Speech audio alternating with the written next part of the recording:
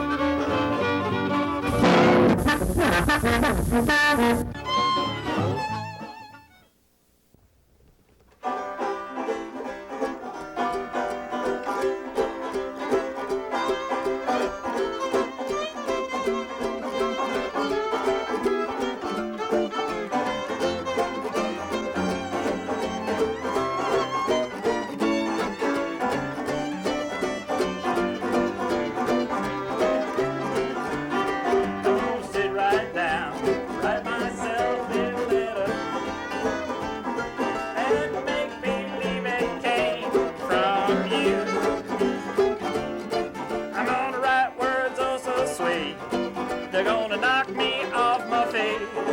A lot of kisses on the bottom.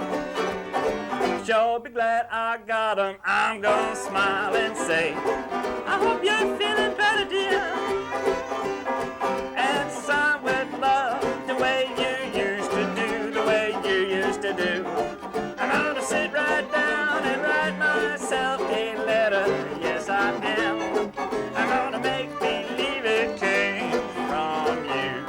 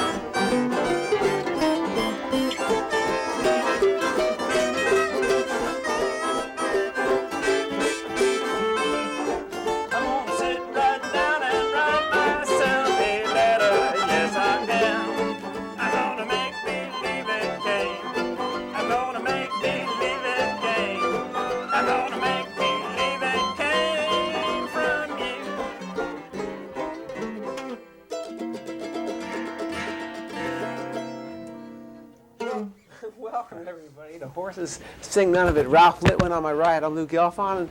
And today we've got two special guests with us today. It's Peter Ostroushko, a fine mandolinist, fiddle player, and man of many talents, and Dean Magraw, guitar player extraordinaire. Welcome to the show. Well, thank you for having us. Yeah, my pleasure. Nice to have you here. We were down in a coffee house last night and saw you do some fine picking and a variety of songs. And from last summer, went up to Western Swing Week in Ashoka in New York and saw Peter play all week long and his fingers just fascinated the hell out of everybody. I like the part last night you were talking about the blur. Blur? Yeah. Yeah. The hand moving so fast, there was just a blur. That's true. At one point, I had to take my glasses off to make sure, you know. And look Disappearing tremolo hand. It actually, his hand went to a total blur. I like that. It's true. It's true. Well, Yes, sir. Peter, give us a little bit about yourself here. Tell us what you've been up to professionally. You've been touring and playing, and I know you had a stint in Minneapolis that you're doing with the. You tell me. Okay.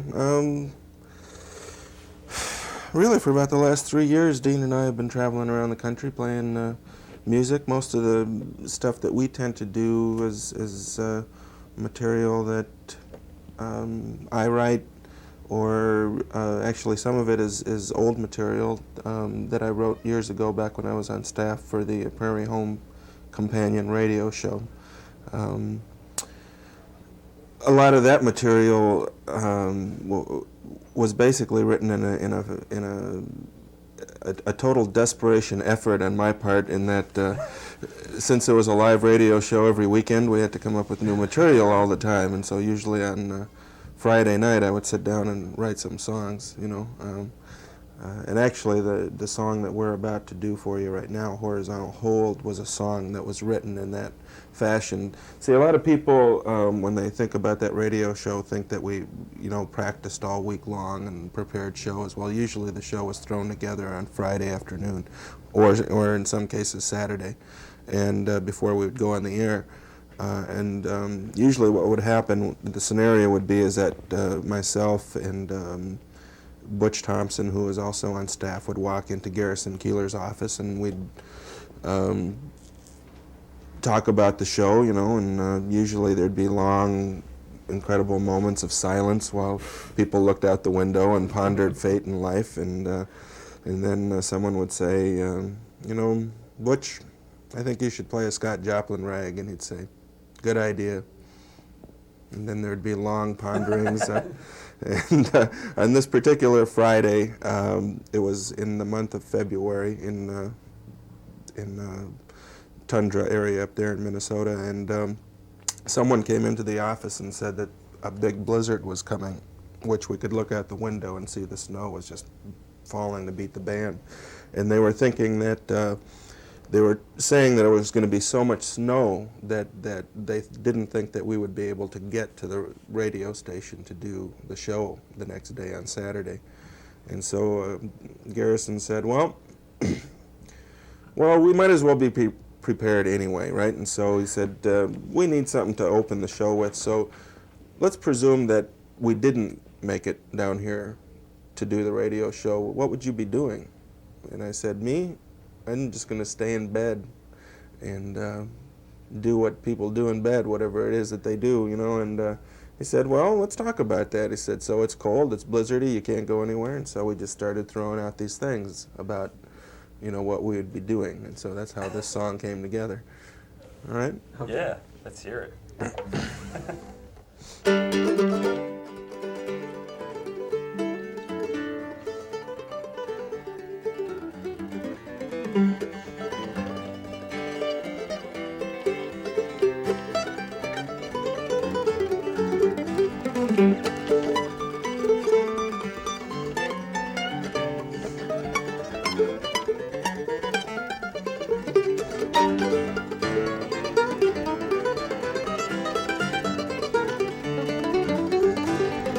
It's getting cold, the radio said, let's go upstairs, go back to bed. You get those chips, I'll get the spread. Grab those cats, and let's go to bed. Now grab those olives, smoked oysters too. Get some Oreos, and Mountain Dew. Some butter popcorn in a bowl. Got color TV, got remote control. Take it here, Dean.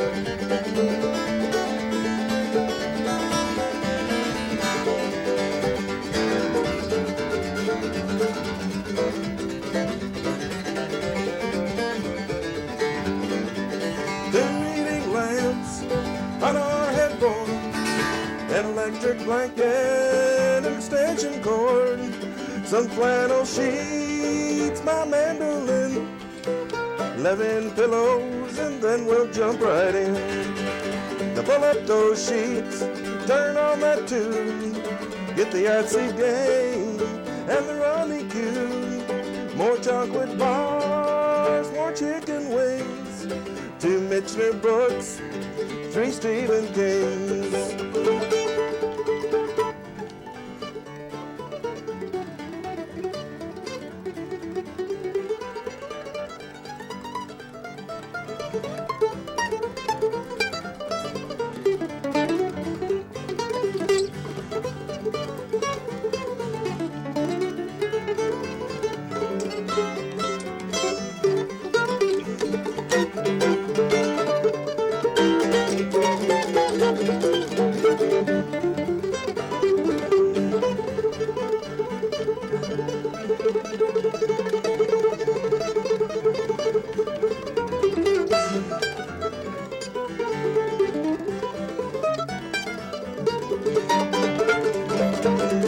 Call out for some burgers, call for Chinese, call out for pizza with extra cheese.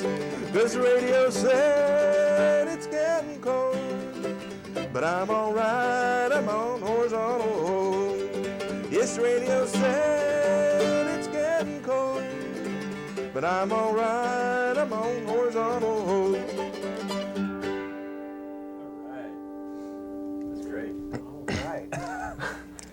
See, the long solos is so we can warm up. That's your warm-up. Yeah, that's the warm-up. Sounds like you've been warming up for a couple of years. More than a couple. So I'm curious, how did you originally hook up with Garrison and the Prairie Home Companion? Well, that was actually pretty easy. I used to play, this is back about 1974, with a fellow by the name of Dakota Dave Hull. Oh, yeah. And we had a little guitar duet, played a lot of flat pick tunes and things like that. And we were playing at a coffee house in Minneapolis called the Extempore Coffee House. And Garrison used to come down and, watch the shows. And back then, you got to understand, it was a small show. It wasn't basically heard around Minnesota and maybe a few parts, Wisconsin, Iowa, maybe North Dakota picked it up or something. So there wasn't a lot of people listening to it.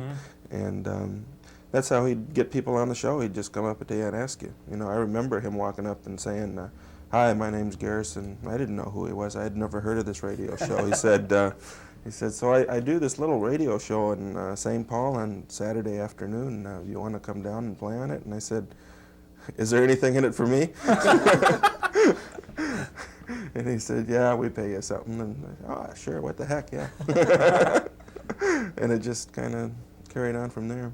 So you must know Sean Blackburn, too. I sure do. Yep. Who's Sean Blackburn? He has an album out with Dakota Dave, and I met him up at Ashokan a couple of years ago. Oh, sure. He's a great Twirls cowboy the rope singer. and sings lots of cowboy songs and stuff like that. Yeah. Actually, when Dave and I broke up, Sean was the one who took my place, kind of in that duo. Yeah. Got it. Do you have another tune on mandolin for us? I got more tunes on mandolin that you would know what to do with. Actually, I want to do a French piece. This is one that I recorded on a record, but actually this comes from a tradition in France. In fact, there are books of these things, and they're called musettes, which is a certain kind of music over there, but I haven't really quite figured out what it was. I used to think it just meant fast waltz, but then I noticed that some of the musettes aren't necessarily in 3/4 time, so it must mean something other than fast waltz. So anyway, and originally they're written for accordion by accordion players. A lot of seems to be a couple of dozen great musette writers on the accordion in France. So this is one written by actually a co-collaboration by Joseph Colombo and Tony Murina. It's called Indifference.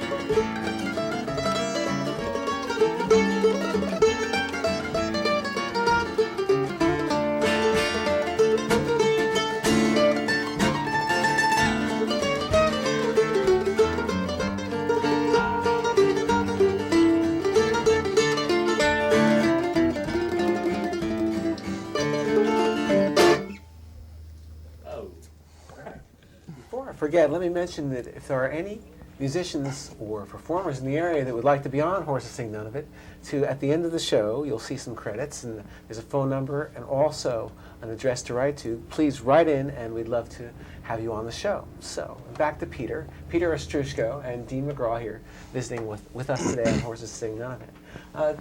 Dean, where did you two meet up? Where did Peter find you, or you find Lou. Peter? Hi. How are you, dude? You got that strapped to your leg, I know. Yeah, I like it down there. Feels good. I met Peter at a party. Oh, that's all you have to know. Dude, you interrupted me. I can't handle it. I'm going to have a breakdown here. There were some Irish musicians playing at a party, Frankie Kennedy and Mairead Nimuni. And we were all just sitting around afterwards, and they asked us to play together, so we did, and it was magical, and that was the beginning How of the long end. ago was this? 19... It was about 3 years ago, yeah. 3+ years ago. 3+ years ago. Well, you've melded your music. Yeah, really. Really, so you're doing well. Thanks. Hard to believe that last tune was not written for the mandolin. It just falls so nicely on it is. Actually, I originally heard it from a couple of French players, Patrick Couton and Georges Fischer. And Georges was a mandolin player, and I heard him playing these musettes on the mandolin, and I asked him about it, and he said, well, yeah, they're accordion pieces, and I said, thank God you've saved them from total dismal. Anyway, he gave me some sheet music, and basically I've got books at home of these. There's just page after page after page of these beautiful tunes that I just read them right off the page, and they work perfectly. They're very very melodic and very arpeggiated stuff, which works really good on the mandolin. Have you ever been to George's house there? He lives in Nantes. No, I never in have. France. You know George? Yeah, I know George. I've been up to his house because I went and played. He helps book musicians and put people into the folk clubs in Nantes. And Andy Arley, a friend of mine, we're friends, so I know George. And Patrick's house. And he's got detective novels. Patrick Couton. He's got detective novels like lying walls and walls, and that's his hobby. And also he's an outrageous auto harp player. Yes, very, very innovative auto harp player, yeah. Why not? Yeah, he's a little different. That reminds me, we got to have Drew on the show sometime. Auto harp. Yeah. Great. Okay, I'm sure you must have another song that you can That's it. possibly. No, That's it. That's all you know. We only know 2 songs, but we can play them real well. Really good. No.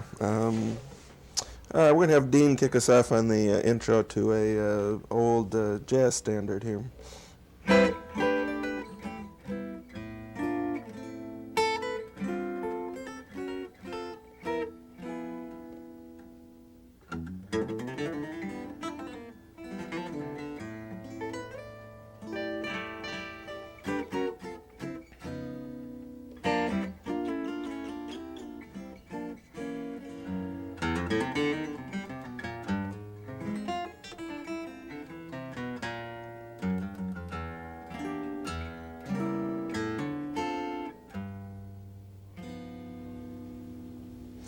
A long time ago, a first lieutenant named Spears returned to the States After being overseas 3 years, his wife said, "Welcome home, dear.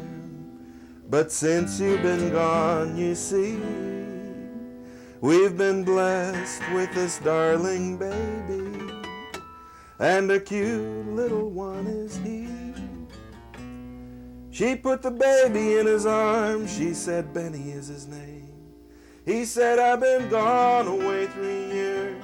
Darling, can't you please explain, so that I won't feel so down? Tell me, where did little Benny come from?" And every time he'd ask, she'd say, "Benny's from heaven." His face got red, still she repeatedly said, "Benny's from heaven." He said, "I've asked all the neighbors that come around, but no one can seem to remember Benny coming down. Now, about a little thing like this, I wouldn't ordinarily bother. But one thing I know about children, they got to have fathers. And as I look at Benny, I can plainly see Benny must be from heaven, 'cause he don't sure ain't from me."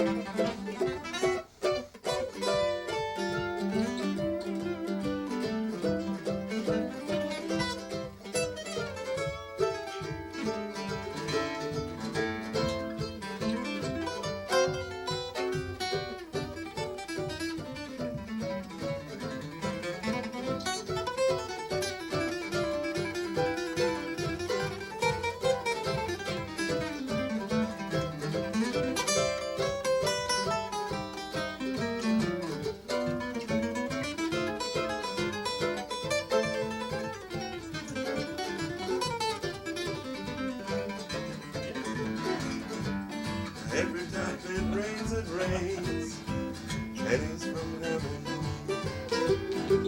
Now don't you know each cloud contains Benny's from heaven? You'll find your fortune falling all over town. Just be sure that your umbrella is upside down. And save it for a package of sunshine and flowers. 'Cause if we want the things we love the most, then we must have showers. And when you hear it thunder, don't run under a tree, 'cause there'll be pennies from heaven for you and me. There'll be pennies from heaven for you and me.